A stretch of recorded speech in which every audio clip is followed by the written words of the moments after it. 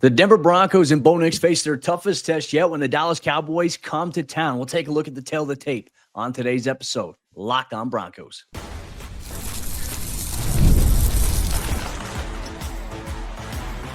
You are Locked on Broncos, your daily Denver Broncos podcast. Part of the Locked on Podcast Network, your team every day. It is Dallas Cowboys week here as the Denver Broncos begin their practice preparation for Sunday's matchup against an NFC opponent. We'll break it all down here on today's brand new episode, Locked on Broncos, your daily Denver Broncos podcast, part of the Locked on Podcast Network. Reno, it's your team every day. I'm Cody Roark, Broncos reporter for Mile High Sports, joined as always by Sayre Bedinger, site expert over there, predominantly orange.com. We got a lot to break down here on today's episode of the show. But real quick, I want to say thanks to all the everydayers out there in Broncos country. Thanks for making us your first listen, however you choose to do so. Sayre and I, we're going to discuss the tail of the tape here of Denver's matchup this Sunday at home. Throwback uniforms will be donned as the Broncos take on the Cowboys. How does Bo Nix and this Broncos offense stack up against this Cowboys defense that does give up a lot of yards, that does give up a lot of points? Can the Broncos exercise their demons? We'll discuss that. Plus, we'll talk about why the Broncos defense against the Cowboys offense is best on best here in Sunday's matchup. Plus, we'll go through some Broncos news and notes, including Dre Greenlaw's suspension being upheld, and he will miss this week's game. You get all on today's show, brought to you by friends over there at FanDuel. Right now, new customers can bet just $5, and if your bet wins, you'll get $300 in bonus bets to use all across the app. Sayre, look, this is a big game here on Sunday. You know, unfortunately, it doesn't count for the Broncos' overall conference record, but a chance for them to improve to a very, very special point here at 6-2. Sayre, how you feeling about this game here when we take a look at the Broncos offense against this Cowboys defense? Certainly some good personnel on Dallas's side, and the Broncos needing to find a way to build some consistency.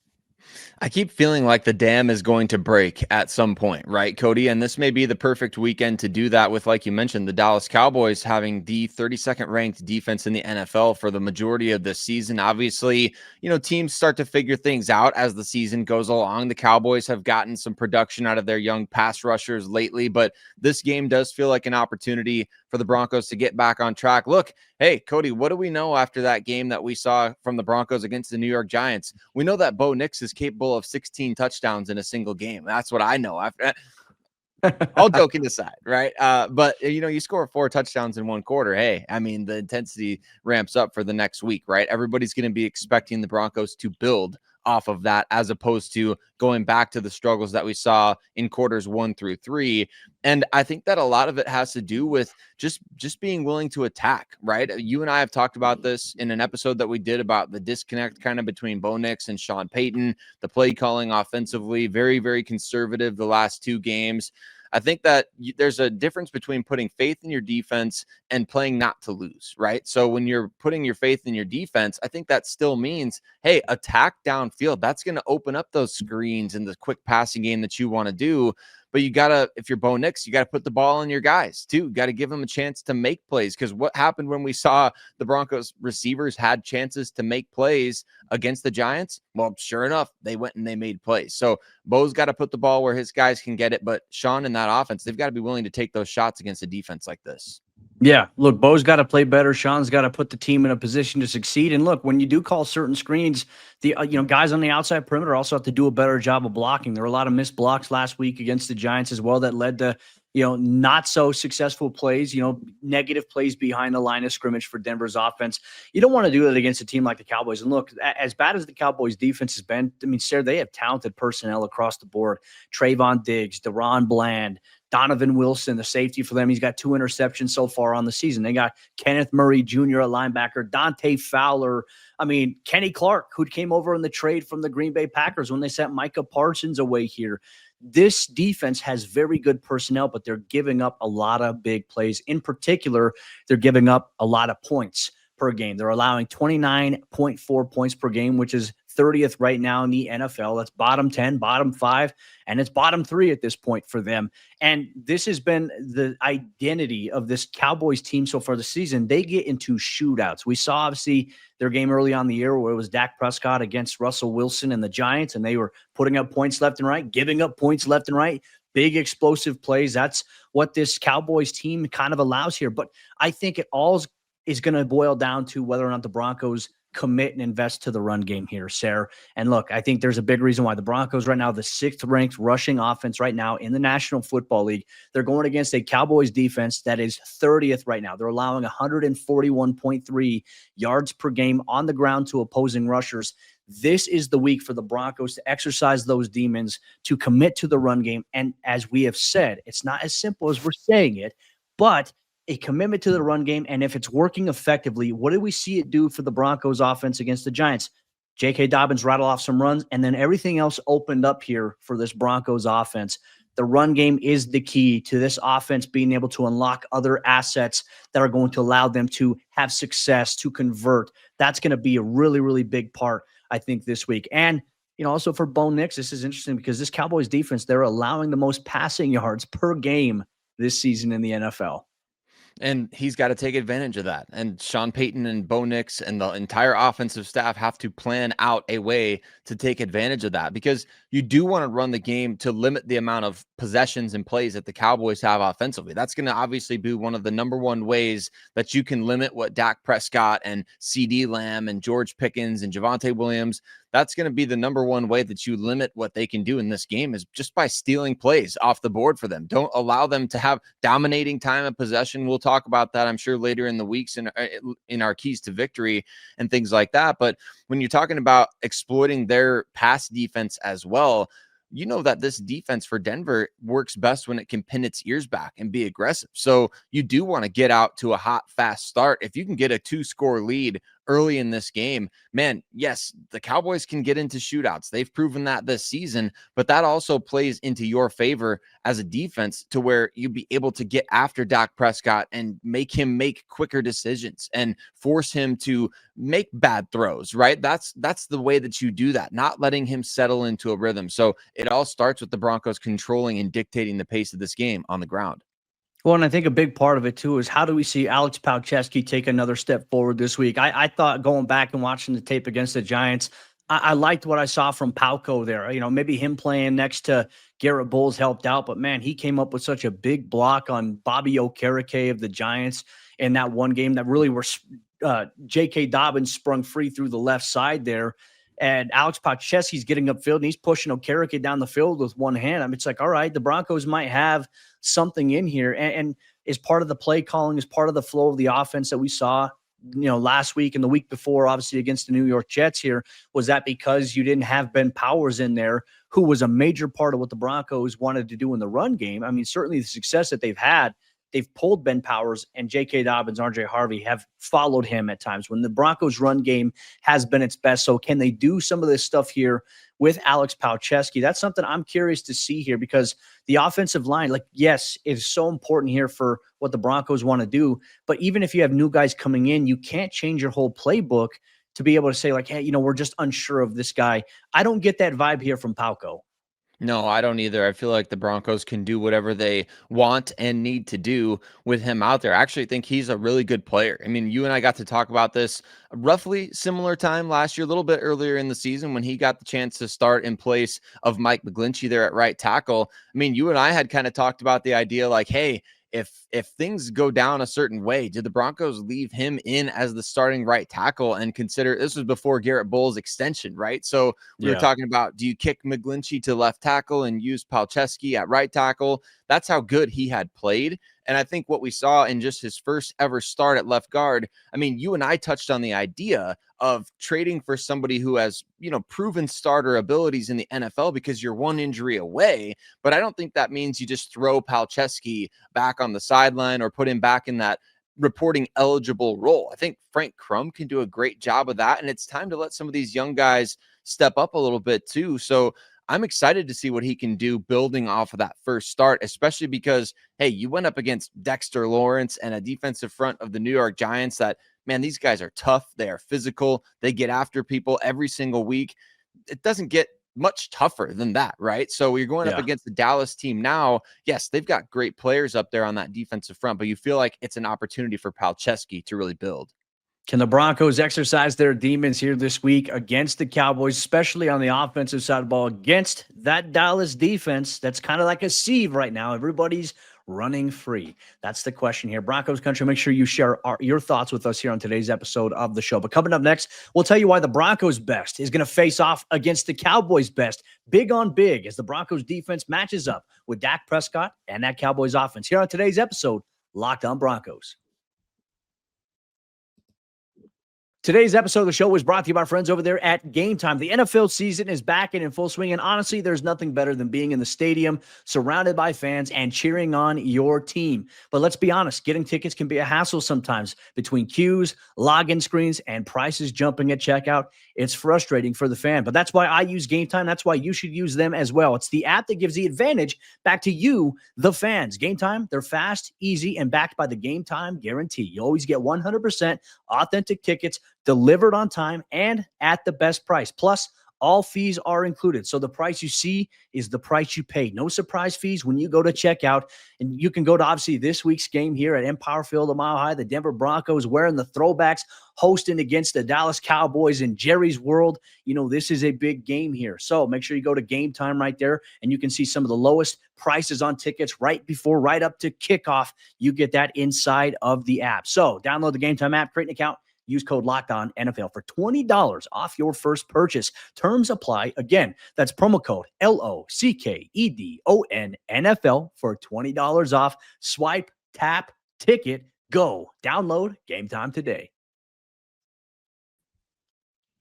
It's going to be best on best when the Dallas Cowboys offense is out there on the field against the Denver Broncos defense. Will they be able to have more success this week than they had against Jackson Dart and company? Well, we're going to discuss exactly that on today's episode, Locked on Broncos. And Broncos Country, thank you so much for making us your first listen of the day every single day. We really appreciate all of you for making this show exactly what it is. If you haven't already done so, hit subscribe wherever you listen to podcasts and on YouTube.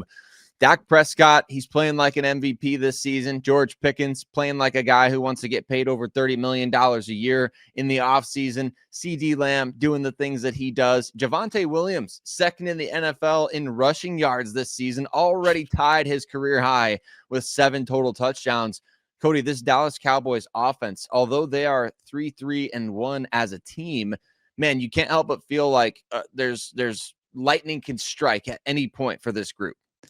This Cowboys team this year reminds me very much of last year's Cincinnati Bengals team, right? Being able to put up yards, points, even though their defense is giving up yards and points at an astronomical rate. You look at the playmakers here that the Cowboys have. This is probably going to be Denver's toughest test yet. And I know, like, there have been some matchups where it's like we're coming into the week saying this is the Broncos' toughest test yet. Like, that's what you do throughout the course of the season. You start playing these games, you face some tough teams.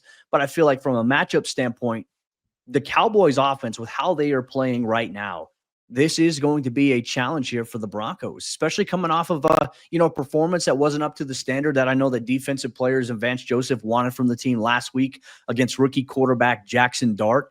You're playing a veteran QB right now in Dak Prescott, who's just, as you mentioned earlier, he's playing at an MVP level. And this offense is kind of scary. And they've been finding ways to put up points and produce. Obviously, when CD Lamb was down with an injury, George Pickens certainly was that guy here. And I'm curious to see what the matchups are going to be like this week.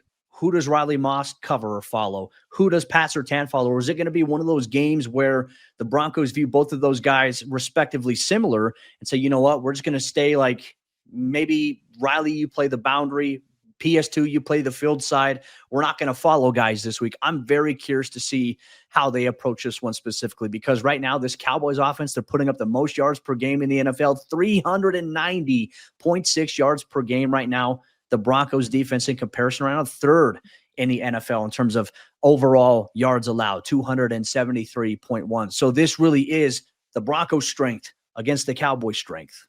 100%. And I think you made a great comparison, too, by calling this Cowboys team this year similar to last year's Bengals team. And especially in the Broncos context, that's important because when we saw the Broncos go up against the Bengals, man, they really struggled to defend against their second receiver, who is basically a wide receiver one on most teams. And I do believe that George Pickens has that ability. And so I think understandably, there's going to be a ton of discourse the remainder of this week about whether or not Riley Moss can be up to the occasion against a player like George Pickens. Now, the numbers overall this season do indicate that Riley Moss has played way better than I think you would really realize if you search his name on Twitter or something like that and you see what Broncos fans are saying about Riley Moss. You would not believe how well he's playing, I guess. But against a player like Pickens, this has really been the type of matchup that has sort of tested and challenged Riley the most, I would say, in his first 2 years as a starter. You got a big athletic guy who excels at making plays even against great coverage. And so that's where I think the Cowboys are going to try to exploit this Denver defense right away. Broncos run defense is pretty good. I mean, the Javonte Williams revenge game angle is going to get talked about, but I think that they're going to attack Riley Moss regardless of where he's lined up or who he's lined up against. Yeah, and look, that's just the nature of the business when you play opposite of PS2. Those numbers, as you were mentioning here, Pat Surtain has allowed 0.7 yards per coverage snap in 2025, according to our friends over there at NFL Next Gen Stats, which is the lowest amongst all defensive backs. So are you going to really try to throw PS2's way? Probably not here. But on the flip side here, because of that, Riley Moss, as we know, naturally playing opposite of the defensive player of the year in a shutdown corner, and Pat, he's going to get the most targets because teams aren't going to want to go his way. And Riley Moss has allowed a 39.1 completion percentage in coverage in 2025. That's the lowest amongst all defensive backs. So, I mean, obviously, you know, there's times where there's a big play or a great catch that is made, but ultimately Riley Moss is playing really well here inside this Broncos defense, considering the volume to be able to limit, like I said, 39.1 completion percentage in coverage. That is very, very good. And I think just because, you know, there is this propensity sometimes, I think, for fans to look at, like, whether it be a pass interference call, which last week wasn't a PI call. That was a maddening call there. Riley gets an unfair microscope on him, I feel like, at times. And I'm glad that some other people in the national media, I know Bomani Jones even said something as well. I just think that Riley is just constantly disrespected by this fan base at times when he's honestly not bad. Like, to be honest, would you rather have Levi Wallace? Like, Riley Moss, his numbers, how he's playing, and his coverage, it's pretty damn good. I would 100% agree. And look, it's been a while since either Riley or Pat has forced a turnover, you know, get an interception. I think that they're due, right? I mean, I think they both had interceptions wearing these throwback uniforms last season at home for the Broncos. Pat had a pick 6 against the Raiders. So maybe we can start manifesting some good stuff like that for these guys. Look, it's easy to assume that the receivers are going to have the upper hand when you've seen them making so many plays this year. But man, the Broncos have maybe the best options to defend against a duo like this out of any team in the NFL. I know that there's not necessarily the familiarity of playing within the division, but man, they match up really well. And I think that it's just a matter of making the plays, right? It's a matter of making the plays when the ball comes your way. Can the Broncos corners actually do something against these guys? And I don't think the Cowboys necessarily have the slot production. Kevontae Turpin is an interesting weapon for them, but he's very, very fast. And I think he's way different to me than I think the last time the Cowboys came to Denver. They still had Cole Beasley, who was working the slot. And that's kind of the option that seems to give Jaquan McMillan trouble, is the guys that can get open really quickly like that. Kevontae Turpin is not necessarily the route running, guru that a guy like Cole Beasley is, or, when you face off against some of these guys who play in the slot. So I feel like that's an advantageous matchup for the Broncos right here. Is these guys could get the upper hand, right? CeeDee Lamb and George Pickens, they make big plays, but you've got the best possible options to defend against them. I'd be interested to see if these guys can, because when's the last time they stepped up to the occasion and people were like, dang, like against two elite receivers, Pat Surtain and Riley Moss did their thing. This is a great opportunity for them to flip that narrative on its head. Yeah, no, and I agree with you as well. And look, I'm curious to see what the game plan is going to be. Do the Broncos and Vance Joseph dial up the pressure the way that they have so far this season against Dak? But you also can't let Dak just sit back there and carve you up, right? Like, Dak is playing really good football. He and Bo Nix right now in the NFL, they're tied for second in being sacked the least amount of times. Both have been sacked 8 times this season. So there's that tie right there. The Cowboys offense, obviously, I think the early downs are going to be big. They're averaging 6.12 yards per play. That's second in the NFL, and Denver's defense right now second in the NFL in yards per play allowed at 4.49. So as we mentioned, strength on strength, big on big. This is going to be a very, very interesting matchup here. I'm curious for your thoughts on this as well. If you had to decide, like, if you had to pick now, what is going to define the defense's performance against this Cowboys team early on? What would you say is going to be that narrative? I think it's got to be the corners, right? I think it has to be. I mean, we can talk about, yeah, you want to stop the run. You want to make sure that Javonte Williams isn't coming into Denver and running for 140 yards on you and 3 touchdowns or whatever it may be. But you got to stop the run. But I think if you can't stop these receivers from making plays, I mean, the Broncos have struggled with George Pickens. Even Pat Surtain had struggled with him in the past. CeeDee Lamb is an elite among elite receivers. I mean, he is arguably the best in the NFL when he's at his best. And so to me, you're getting those 2 guys going up against your 2 guys who are giving up virtually nothing. I mean, other than the occasional big play this season. So that's the narrative right there, in my opinion, is, yeah, you want to get pressure on Dak. You want to rush his throws. You want to make him make mistakes, obviously. But those corners, they are going to get tested, and they do have to make plays. Yeah, no, and that's going to be the biggest key as well. And I also think as well, we can't overlook the Broncos and tight ends this week here. Jake Ferguson, much better than anything that the New York Giants have. No shade, no disrespect to them, but the Broncos had some big coverage issues, miscommunication issues where tight ends were wide open.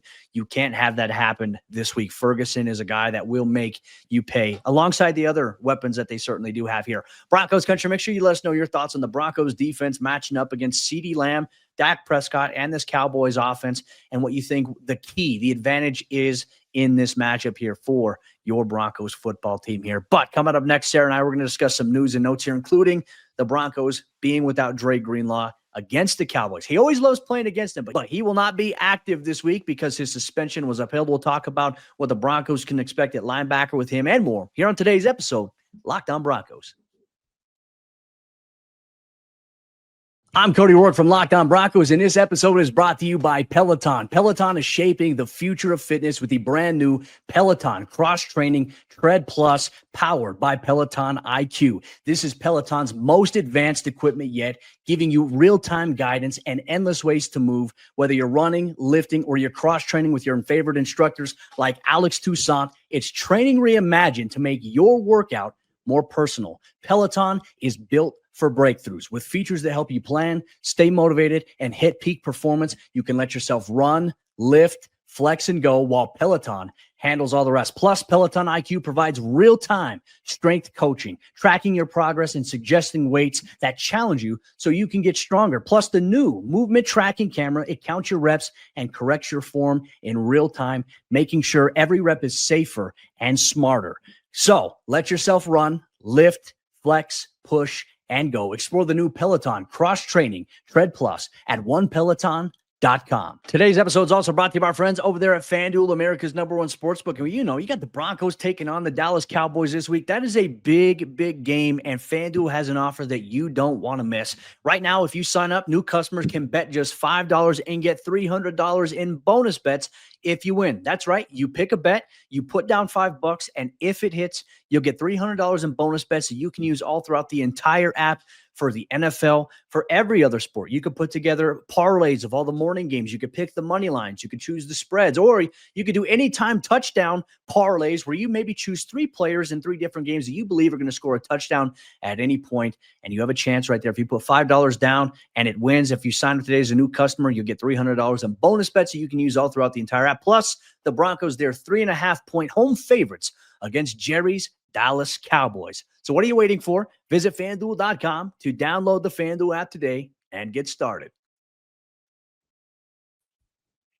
When the Denver Broncos take the field this Sunday against the Dallas Cowboys, they'll be doing so without Dre Greenlaw, whose appeal of his suspension by the NFL was unfortunately denied. How are the Broncos going to proceed forward at linebacker without Dre in this game? We'll go through that, plus some other news and notes as well as here on today's episode of the show. Real quick, thank you so much to the everydayers and first listeners out there in Broncos Country. We've got some really exciting things coming up for all of you, including the debut of the Broncos Squad show here. We're going to have a former Broncos player on with us, and that's going to be very, very fun. We'll tell you details about that more as it becomes available here. But Sayre, Dre Greenlaw, won't be playing in this week's game here. I'm obviously disappointed in the NFL's decision to suspend him because, once again, there is no audio of what was said. I feel like a fine would have sufficed. He fined the guy heavily here, but the NFL is making it a point to suspend him. He will not play against the Cowboys, and he's the type of guy that loves playing against the Cowboys. He's been a difference maker anytime that they've matched up against Dak Prescott and company when he was a member of the 49ers. Yeah, I remember those games too, especially in the playoffs. I'm sure Dallas Cowboys fans are very excited to see him not playing for this game. And, for Broncos country, it's just another bump in the road for Dre Greenlaw. And I can't be the only one who's just thankful that he's still healthy after that game, right? I mean, obviously, we don't want him to be suspended for a game, but man, thankfully, he's going to be ready to go for this stretch run here. It stinks for him to lose almost $200K in a game check for this, Cody. I mean, talk about a hefty fine would have sufficed. I mean, not only is he not able to play, but he's also getting nearly 200 grand taken out of his pay for this season. So I really feel for Dre in that regard, but at the same time, it's a great example of why you got to make wise decisions in key moments. I mean, everybody on the Denver Broncos almost needed a reminder of this after that game against the Giants, didn't they? Sean Payton running onto the field, that's a boneheaded mistake. Obviously, you have multiple breakdowns on that final drive where you've got a roughing the passer called on a 4th and 19. Absolutely can't happen. Giving up the catch on 4th and 19. Absolutely can't happen. Pass interference when there's dropped interceptions. You talk about just a comedy of errors that nearly cost the team the game. Everybody kind of needed that reality check. And so, of course, yes, Dre Greenlaw is he's out for this game, and you got to just live with it. But thankfully, the Broncos have already been dealing with life without Dre Greenlaw all season. Yeah. Well, in 21 snaps, he had 6 tackles. I mean, he was everywhere when he was on the field. He's juiced up, jazzed up to play. He had a really nice hit on Jackson Dart. Early on, I think he popped the tight end that was running out of bounds. I like his energy. He brings just this juice to the table. And unfortunately, it kind of tables our conversation, our hope as to what we were planning on doing this week before the suspension came up. We were going to have an episode where we were going to really talk about should the Broncos roll with Justin Sternad and Dre Greenlaw as the 2 starters at linebacker. I guess we're going to have to wait till next week in order to have that conversation and to go there. But it will be Justin Sternad starting this week alongside Alex Singleton here for the Broncos. Just something to keep an eye on here. Definitely not having Dre is going to be a big loss here for this defense. But I think a lot of people in Broncos country want to know about Brandon Jones as well, who obviously he and Talanoa Hufanga on one of those dropped interceptions that you were talking about in that 4th quarter in those final seconds where Denver could have sealed it. He is okay. He should be good to go this week here. So that is good news here for the Broncos at safety. But it brings up a bigger point here, right? Sean Payton had made mention of something in his Monday press conference with us on a Zoom call. And one thing he said is guys' playing time will either increase or decrease. And this doesn't always necessarily mean that just offense. I think special teams is much into play here. But who do you think he's talking about on the offensive side of the ball here? I mean, I can't really think of anybody besides one guy, so to speak, right here. And I feel like that's Trent Sherfield. Yeah, that's the name that immediately came to my mind as well. I mean, when you talk about getting the right guys involved, I think even the players were talking about it after the game. Bo Nix had mentioned it as well. When it comes to just getting your best players the football and letting them do what they do, that's where the Broncos offense has had such a disconnect this year.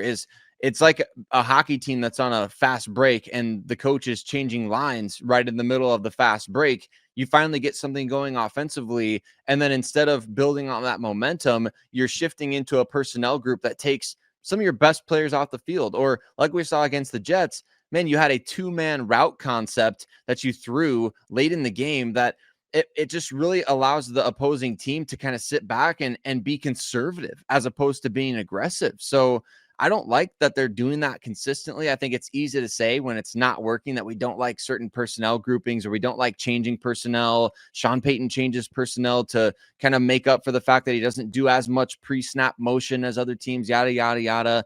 I feel like that is something that needs to happen, is just the Lions' share of snaps going to maybe it's Troy Franklin after dropping a pass, right? I mean, I know he made some plays late in the game. Maybe he's part of that, and you get Marvin Mims more options. Maybe it's Pat Bryant. Maybe he's not producing it. I don't know what it is, Cody. I don't know. We can speculate on every guy on the team, but it feels like that getting your best players out there as often as possible seems to be the right way to go. That needs to be the formula here for this team. I think if this team is ever going to establish flow, rhythm, consistency, there's times to sprinkle in different personnel, but primarily your top guys should be on the field. That's the nature of the game. It's your best against the other team's best here. We'll see if Sean's going to change his approach up this week. I think even on special teams as well, we could see maybe some changes as well. I know he was inactive last week. The Broncos newcomer, JT Gray, probably too short of a week for him to get thrown into the fire a little bit, but maybe there's a chance he could be active this week here. You mentioned Kevontae Turpin. This is a week I feel like, do the Broncos just kick it out of bounds? Because with how their coverage unit has been, don't want to risk a guy like him opening things up or giving, a chance to score on special teams. He certainly is that type of threat. But worse, also the best case scenario is like you also don't want him to get the ball near midfield or Dak Prescott in this offense have a lot of room to work with. And they have obviously a kicker who could probably boot it in from 70 yards here in Denver. So that's going to be, I think, a very, very interesting dynamic this week here for this Broncos football team. And Broncos Country, make sure you chime in with us here on today's episode of the show. Your thoughts on Dre Greenlaw's suspension and also who you think Sean Payton was talking about when he talked about maybe less playing time for certain guys. Who was he speaking of? Make sure you drop it in the comments here on today's episode of the show. Tomorrow's episode, Sarah's going to sit down with Locked On Cowboys for a crossover Thursday, and they're going to preview this matchup, the key matchups, the biggest storylines for each team, and what the Broncos need to do to ultimately win. You'll get that and more on tomorrow's episode, Locked On Broncos. We'll see you then.